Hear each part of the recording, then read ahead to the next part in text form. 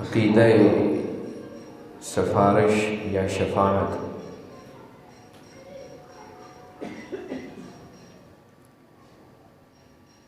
جس کا غلط مطلب لے کر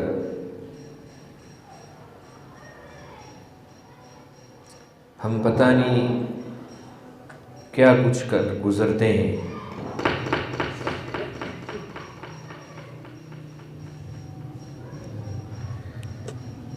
اس کا غلط مطلب لے کر بعض اوقات مسلمان جو ہے شرک کی گہری وادیوں میں جا گرتا ہے.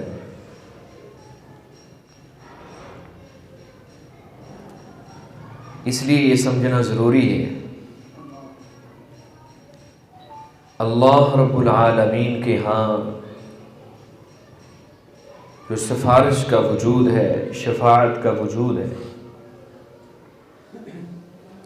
اس کی پابندیاں کیا ہیں، کون سفارش کر سکے گا اور کس کے حق میں سفارش کی جائے گی، یہ سمجھنا انتہائی ضروری ہے. نہ تو ایسی بات ہے کہ ہر بندہ ہی سفارش کر سکے گا اللہ کے دربار کے اندر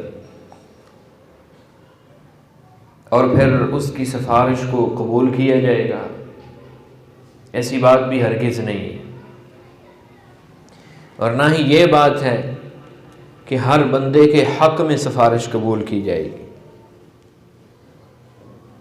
اس سے پہلے یہ سمجھنا ضروری ہے کہ دنیا کا کوئی شخص جتنا مرضی عظیم مرتبے والا ہو،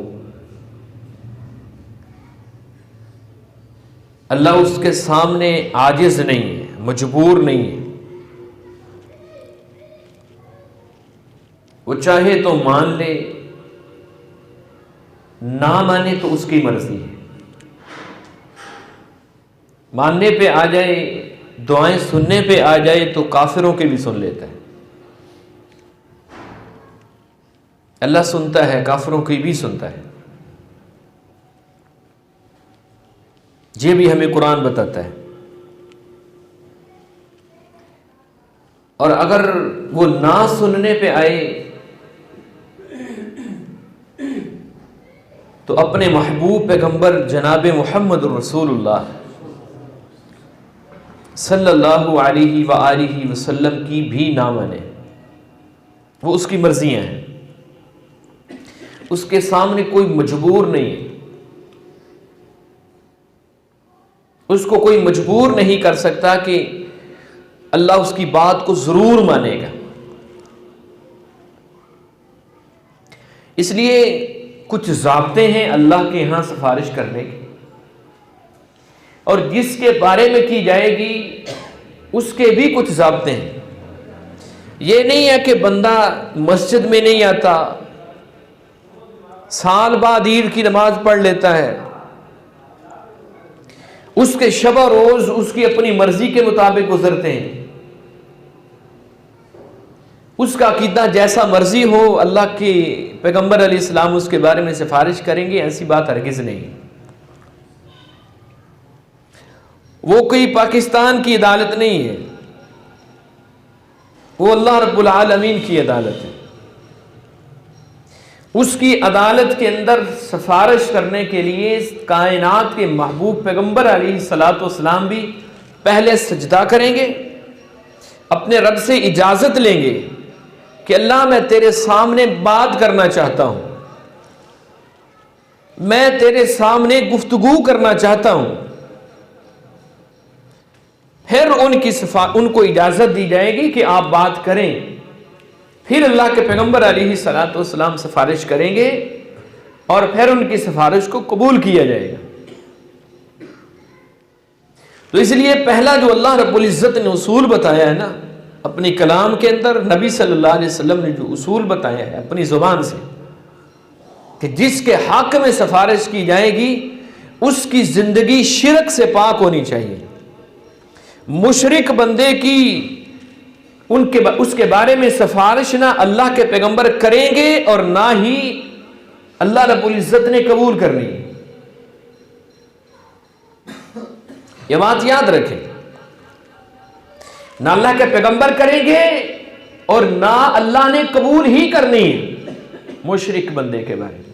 نبی صلی اللہ علیہ وسلم نے فرمایا، آپ کی حدیث ہے صحیح مسلم کے اندر، فرمایا ہر پیغمبر کو اللہ رب العزت نے ایک دعا دی تھی، وہ اللہ ضرور قبول کریں گے۔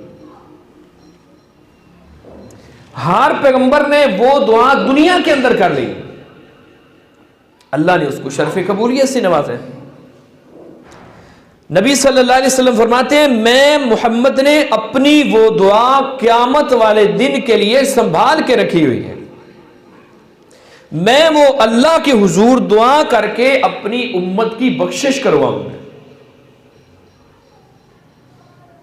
ساری امت نہیں، ساری امت نہیں، نبی صلی اللہ علیہ وسلم نے قید لگائی ہے۔ آپ نے فرمایا وہ بندہ لا یشرک باللہ شیئا، حدیث کے الفاظ ہیں، میرا وہ امتی لا یشرک باللہ شیئا، جس نے اللہ کے ساتھ کسی کو شریک نہیں ٹھہرایا ہے، لا یشرک باللہ شیئا، اللہ کے ساتھ ذرا برابر بھی شرک نہیں کیا ہے، میں محمد کل قیامت والے دن اس کے حق میں سفارش کروں گا، اللہ میری سفارش کو قبول کر کے اس کو جنت عطا کرے۔ یہ شرط اللہ کے رسول علیہ السلام نے لگائی، یعنی اللہ کے ہاں جس کی سفارش قبول کی جائے گی، اللہ کے پیغمبر جس کے بارے میں سفارش کریں گے، اس کا موحد ہونا انتہائی ضروری ہے۔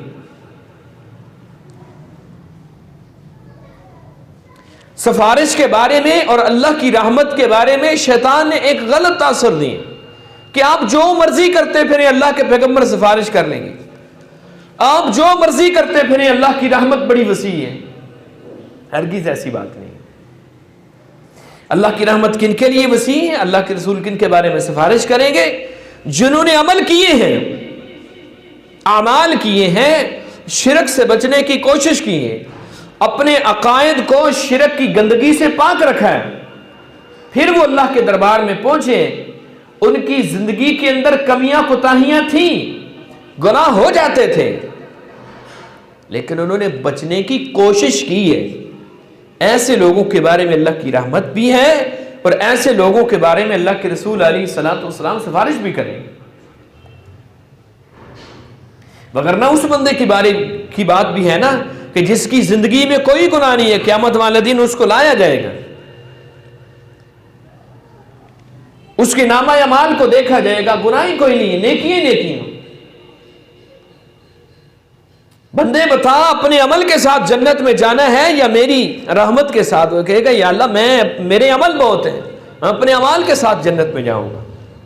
اللہ فرمائیں کہ اس کی ایک آنکھ کو نکال کر ایک پلڑے میں رکھ دو، دوسرے پلڑے میں ساری زندگی کی عبادتیں ریاضتیں رکھ دو، اور اس کا وزن کرو، ساری زندگی عبادت کرنے والا بھی ایک آنکھ کا حق نہیں ادا کر سکے، ساری زندگی عبادتیں کرنے والا، میں اور آپ کیا چیز ہے؟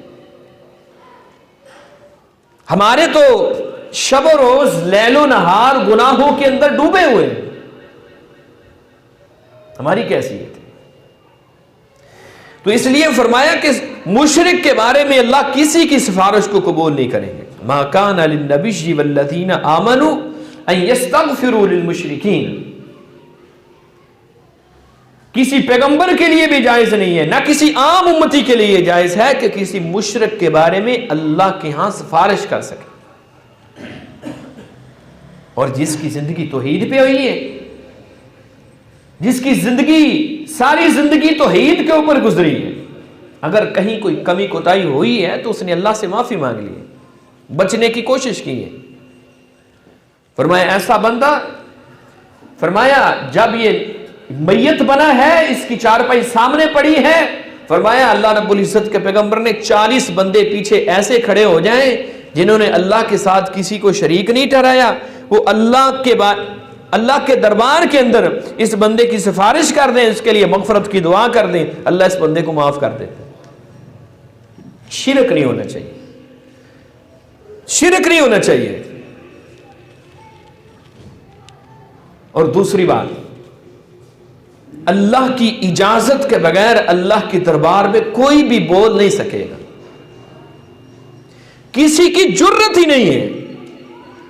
ادھر بڑے بڑے قداور پیغمبر وہ اللہ کے سامنے کھڑے ہونے سے ڈر رہے ہیں. آدم علیہ السلام جیسا، ابراہیم علیہ السلام جیسا، موسیٰ علیہ السلام جیسا، عیسیٰ علیہ السلام جیسا. ہماری کوئی حیثیت نہیں ہے. وہ کہتے ہیں ہم اللہ کے دربار میں نہیں بول سکتے، قیامت کا دن ہوگا. اللہ کے پیغمبر علیہ السلام کی حدیث ہے، بڑی مشہور حدیث ہے. لوگ اس کٹھن مرحلے سے بچنے کی کوشش کر رہے ہیں. یا اللہ حساب و کتاب شروع کر دیا جائے. کون بولے اللہ کے دربار میں؟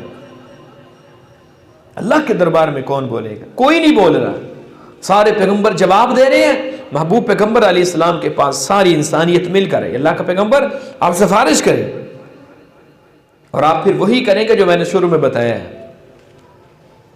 پہلے اجازت لیں گے اللہ کے پیغمبر علیہ السلام بھی. کائنات کا سب سے عظیم مرتبت انسان وہ بھی اللہ کے دربار کے اندر اللہ کی اجازت کے بغیر نہیں بول سکتا. دوسرے تیسرے کی کیا حیثیت ہے؟ عام کسی انسان کی کیا حیثیت ہے کہ وہ اللہ کے دربار میں بولے؟ انبیاء کے بارے میں، صحابہ کے بارے میں، ہر پیغمبر کے ہر امتی کا یہ عقیدہ ہے اللہ کے پیغمبر علیہ السلام کا ہر صحابی جنتی ہے. اس کے اندر شک کی کوئی نہیں. جس کا یہ عقیدہ نہیں ہے اس کا ایمان خطرے میں، اس کا اسلام خطرے میں. نبی صلی اللہ علیہ وسلم کا ہر صحابی جنتی ہے. جنتی ہونے کے باوجود بھی عمر بن خطاب رضی اللہ تعالیٰ عنہ جیسا شخص حضرت حذیفہ بن یمان رضی اللہ تعالیٰ عنہ سے سوال کر رہے ہیں، حذیفہ مجھے وہ لسٹ دو جس لسٹ کے اندر نبی صلی اللہ علیہ وسلم نے منافقین کے نام تمہیں دیے تھے. حذیفہ بن یمان فرمانے لگے امیر المؤمنین اللہ کے پیغمبر علیہ السلام کا راز ہے، میں نہیں دے سکتا. مقام و مرتبہ کیا ہے، عزت، رفعت، شان اور بلندی کیا ہے. عمر بن خطاب رضی اللہ تعالیٰ عنہ جیسا شخص کہا میں نہیں دے سکتا.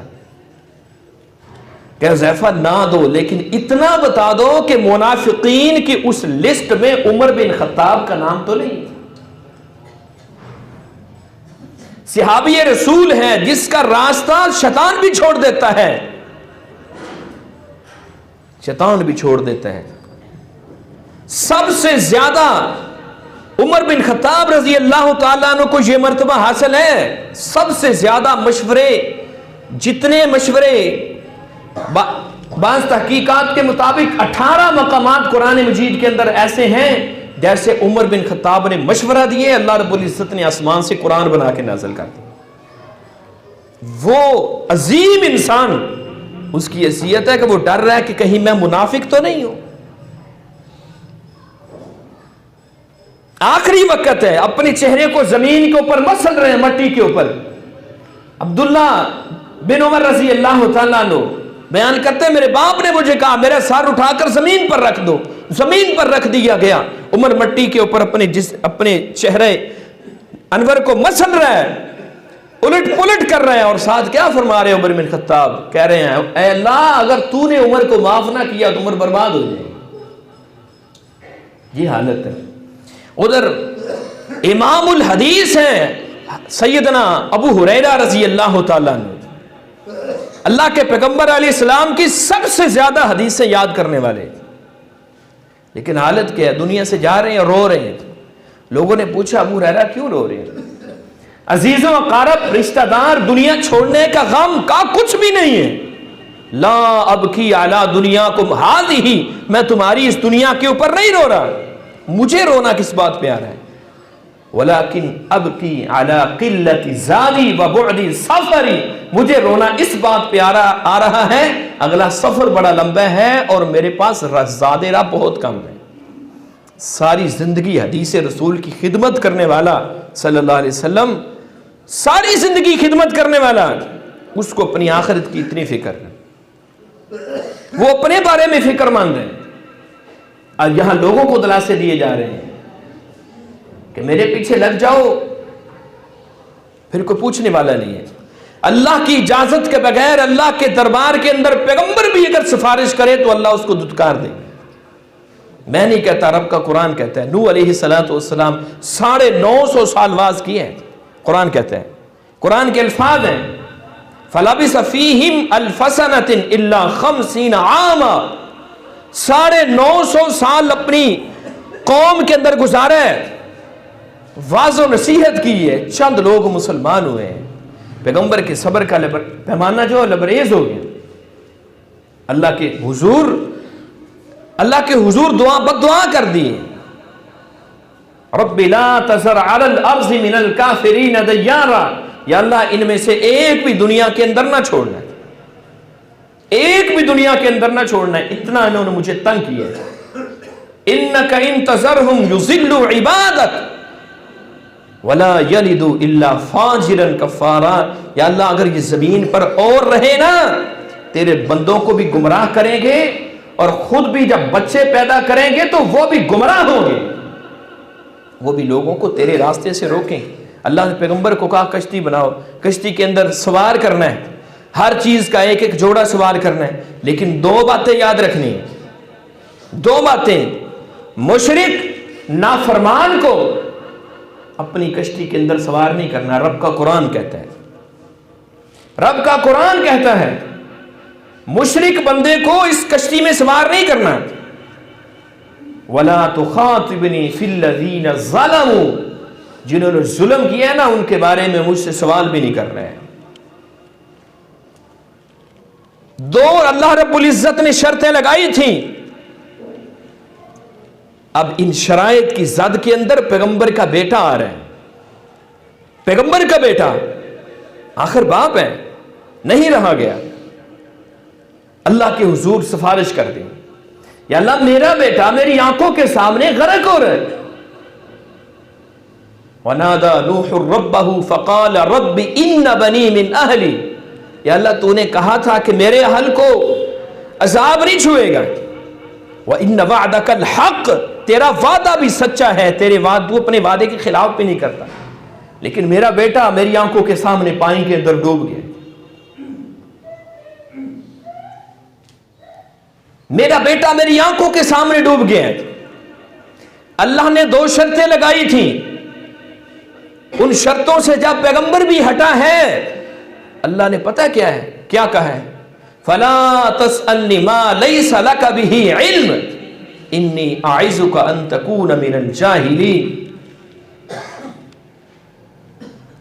اللہ کے پیغمبر کے بارے میں اللہ نے کہا ہے، اے پیغمبر جس کا تجھے علم نہیں نا، تم نے مجھ سے سوال نہیں کرنا دوبارہ، اگر سوال کیا انی اعیذک ان تکون من الجاہلین، تیرا نام پیغمبروں کی صف سے نکال کر جاہلوں کی صف میں شامل کرتا۔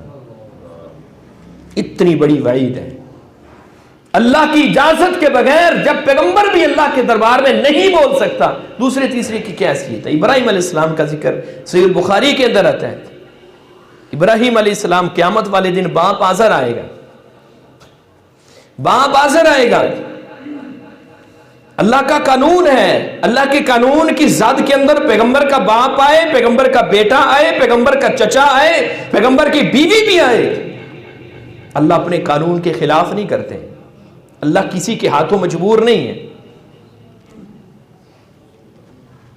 کسی کے ہاتھوں اللہ رب العزت مجبور نہیں ہے۔ یہاں پیغمبر کا باپ آیا ہے آزر، ابراہیم ساری زندگی میں نے تیری نہیں مانی ہے، لیکن آج جو تو کہے گا میں مانوں گا، جاؤ سفارش کرو اللہ رب العزت کی دربار کے اندر، اٹھاؤ صحیح البخاری حدیث پڑھ کے دیکھو، اللہ کے پیغمبر علیہ السلام جائیں گے، سیدنا ابراہیم علیہ السلام جائیں گے اللہ کے دربار کے اندر، یا اللہ ساری زندگی تیری توحید کے لیے مارے کھائیں ہیں، ساری زندگی لوگوں کے تانے برداشت کیے، میں نے کیا کچھ نہیں کیا تیرے لیے، یا اللہ آج میرا باپ میری آنکھوں کے سامنے جہنم میں جائے گا، اس سے بڑھ کر میرے لیے ذلت کیا ہوگی۔ حکم ہوگا ابراہیم اپنے پاؤں کی طرف تو دیکھو، خون میں لت پت بجو کی شکل بنا کر پیغمبر کے باپ کو جہنم کے اندر پھینک دیا جائے گا۔ اللہ کسی کا مجبور نہیں، کسی کا مجبور نہیں ہے۔ جہاں ایک اشکال پیدا ہوتا ہے، تو وہ تو عام پیغمبر تھے، ہمارے محبوب پیغمبر علیہ السلام کی ذات، ان کا مقام و مرتبہ کیا ہے؟ وہ تو سفارش کر سکتے ہیں نا. نبی صلی اللہ علیہ وسلم کی حدیث کہتی ہے وہ بھی نہیں سفارش کر سکتے. اور قرآن نے بھی اس بات کی وضاحت کی ہے. قُلْ لَا أَمْلِكُ لِنَفْسِي، اے پیغمبر آپ کہہ دیں، قرآن مجید ہے، قرآن مجید کہتا ہے قُلْ لَا أَمْلِكُ لِنَفْسِي ضَرًّا وَلَا نَفْعًا، لَا أَمْلِكُ لِنَفْسِي نَفْعًا وَلَا ضَرًّا. اے پیغمبر آپ کہہ دیں میں کسی نفع نقصان کا مالک نہیں ہوں اپنے بارے میں بھی، الا ما شاء اللہ، مگر جو میرا رب چاہے. اور اللہ کے پیغمبر علیہ السلام کے دندان مبارک احد میں شہید ہوئے ہیں کہ نہیں ہوئے؟ آپ کو طائف کی وادیوں کے اندر پتھر مارے گئے ہیں کہ نہیں مارے گئے؟ جس کے پاس اختیار، کس کا دل کرتا ہے مجھے تکلیف پہنچے؟ کس کا دل کرتا ہے مجھے تکلیف پہنچے؟ اتنی بڑی تکلیف پہنچی اللہ کے پیغمبر علیہ الصلوۃ والسلام کو کہ آپ کے چچا کا جو قاتل تھا نا وحشی بن حرب، مسلمان ہوا تھا. نبی صلی اللہ علیہ وسلم نے فرمایا تھا تو میرے سامنے نہ بیٹھا کرو، تجھے دیکھ کر مجھے اپنا چچا یاد آ جاتا ہے. تیرا اسلام میں نے قبول کر لی ہے، تیرا اسلام قبول ہے، لیکن مجھے وہ تکلیف نہیں بھولتی ہے. تکلیفیں پہنچی اللہ کے رسول علیہ الصلوۃ والسلام کو. پھر ایک بھائی کی طرف سے اور اعتراض آیا، کہنے کہ وہ تو پیغمبر ہے، ان سے بڑا تو اللہ رب العزت نے بنایا ہی کوئی نہیں ہے، لیکن وہ ہمارے لیے تو سفارشی بن سکتے ہیں نا. اللہ کی اجازت کے بغیر ہمارے لیے تو وہ وسیلہ بن سکتے ہیں نا.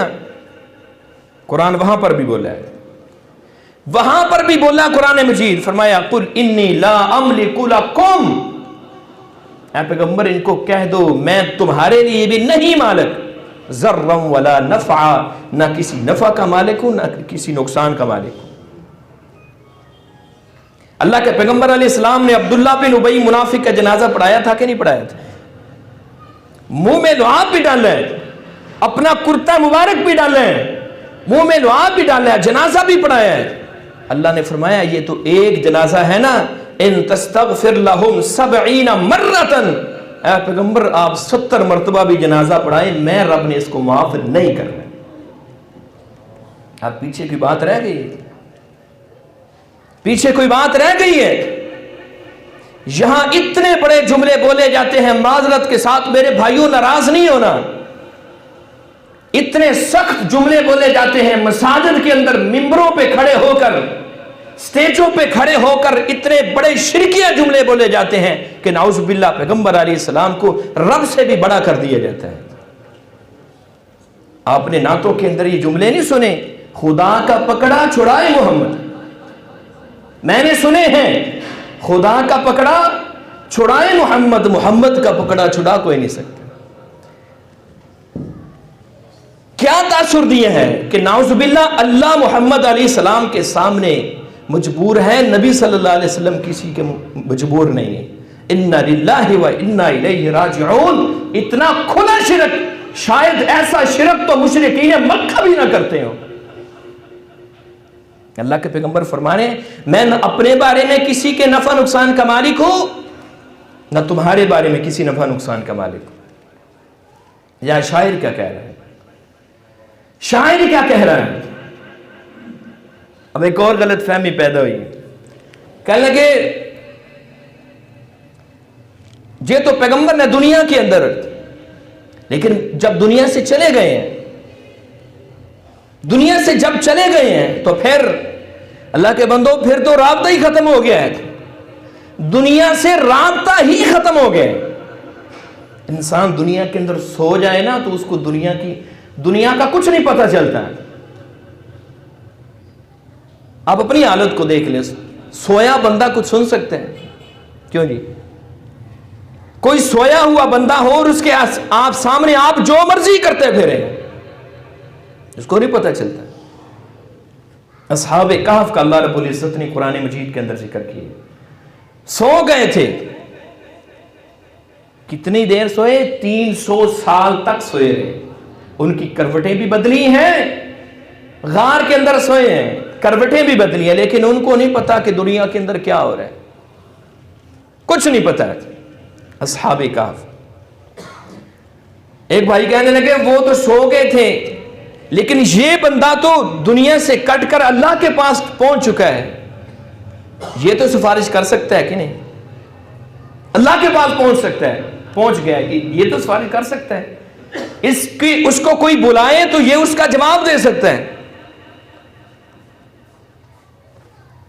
قرآن سے پوچھیں، تیسرا پارہ ہے، عزیر علیہ السلام کا ذکر اللہ رب العزت نے کیا، عزیر علیہ السلام کا ذکر۔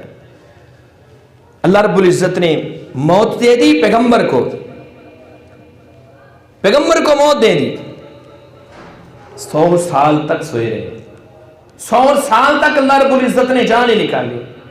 100 سال کے بعد جب اٹھایا تو پوچھا پیغمبر کتنی دیر رہے ہو یہاں پر؟ فرمایا قال لبثت یوما او بعض یوم، دن رہا ہوں یا دن کا کچھ حصہ رہا ہوں۔ فرمایا نہیں، ایک دن کا کچھ حصہ نہیں رہے۔ قال بل لبثت 100 عام، 100 سال تک آپ یہاں پہ رہے۔ فانظر الى طعامك وشرابك لم يتسنى وانظر الى العظام كيف ننشزها ثم نكسوها لحما۔ فرمایا پیغمبر آپ اپنے کھانے کی طرف تو دیکھیں اور اس گدھے کی طرف تو دیکھیں، ہم نے اس کو کیسا بنایا ہے، گدھا جس کی ہڈیاں بھی بکھر چکی ہیں، گوشت تو دور کی بات ہڈیاں بھی بکھر چکی ہیں۔ اللہ نے ہڈیوں کو جوڑا پیغمبر کے سامنے، پھر ان کے اوپر گوشت چڑھایا، پھر اس کو زندہ کیا۔ فرمایا ہم ایسے بستیوں کو زندہ کریں گے۔ پیغمبر کو نہیں پتا کہ میں کتنی دیر یہاں پر رہا ہوں۔ اس لیے میرے بھائیوں، اللہ کی اجازت کے بغیر اللہ کے ہاں کوئی سفارش نہیں کر سکتا۔ آپ اس کو جتنا مرضی پکارتے رہیں، قرآن پتہ ہے کیا کہتا ہے؟ فرمایا آپ قیامت تک بھی ان کو پکارتے رہیں تو آپ کی پکار کا جواب نہیں دے سکتے۔ قیامت تک بھی آپ ان کو پکارتے رہیں، ان کے نام کی نظریں نیازیں چڑھاتے رہیں، ان کے نام کی دیگیں چڑھاتے رہیں، ان کی قبروں کے اوپر آپ بکرے چھترے جو مرضی ذبح کرتے رہیں، قیامت تک آپ کی پکار کا جواب نہیں دے سکتے۔ اور ہمارے کچھ بھائی کہتے ہیں کہ آپ بتوں کی آیات ہمارے اوپر فٹ کرتے ہو، ہماری کیا مجال ہے کسی کے اوپر کچھ آیات فٹ کریں؟ میرے بھائیوں، ہم تو کہتے ہیں کہ تعصب سے نکل کر ذرا قرآن کو سمجھیے، تعصب سے نکل کر نبی صلی اللہ علیہ وسلم کی زندگی کو سمجھیے۔ ہمارے کسی کے ساتھ کوئی جھگڑا نہیں ہے، کسی کے ساتھ کوئی حسد نہیں ہے، کوئی بغض نہیں ہے۔ ہم ڈرتے ہیں کہ ہمارے پاس یہ ممبر امانت ہے، ممبر امانت ہے، یہ مصلی ہمارے پاس امانت ہے، ہمیں کل رب کے سامنے ہمیں جواب دینا ہے۔ اللہ نے پوچھنا ہے تمہارے پاس یہ امانت تھی، تم نے اس امانت کو کس حد تک ادا کی ہے؟ ہم تو میرے بھائیوں اپنی امانت ادا کر رہے ہیں۔ قرآن کہتا ہے، اللہ رب العزت کہتے ہیں ان الذین تدعون من دون اللہ، قرآن مجید ہے، سورۃ الاعراف ہے، آیت نمبر 194۔ گھر جا کے خود ترجمہ پڑھ لیجئے گا، جس مکتبہ فکر کا مرضی آپ پڑھیں۔ قرآن کہتا ہے ان الذین تدعون من دون اللہ، جن کو تم پکارتے ہو نا اللہ کو چھوڑ کر، عباد امثالکم، وہ تمہارے جیسے ہی بندے تھے، تمہارے جیسے ہی بندے تھے۔ اور وہی عقیدہ مشرکین مکہ کا تھا جو آج مسلمان کا ہو گیا ہے، وہی عقیدہ۔ ان سے جب کہا جاتا تھا نا کہ بتوں کی عبادت کیوں کرتے ہو، وہ کہتے تھے ہؤلاء شفعاؤنا عند اللہ، یہ اللہ کے ہاں ہمارے سفارشی ہیں۔ ہم بھی یہی کہتے ہیں کہ یہ بزرگ اللہ کے ولی جو ہیں وہ اللہ کے ہاں ہمارے سفارشی بنیں گے۔ سفارشی چننے کا جو طریقہ نبی صلی اللہ علیہ وسلم نے بتایا وہ چنو، جو طریقہ اللہ کے قرآن نے بتایا وہ چنو۔ کہ ہم کسی کو کیسے سفارشی بنا سکتے ہیں؟ ویسے جیسے اللہ کے پیغمبر علیہ السلام نے کہا ہے، جیسے رب کے قرآن نے کہا ہے، وہ بھی کہتے تھے کہ یہ ہمارے لیے سفارشی ہے اللہ کے دربار کے اندر۔ مسلمان بھی یہی کہتے تھے۔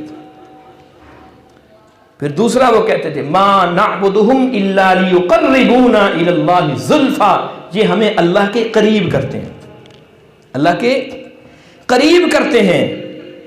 ہم بھی یہی کہتے ہیں۔ اور یہ بھی بات یاد رکھیے، وہ کوئی فرضی بت نہیں تھے۔ لات، منات، عزا، حبل یہ انسان تھے، انہوں نے زندگیاں گزاری ہیں ہمارے جیسے، زندگیاں گزاری تھی، وہ نیک بزرگ تھے اس قوم کے۔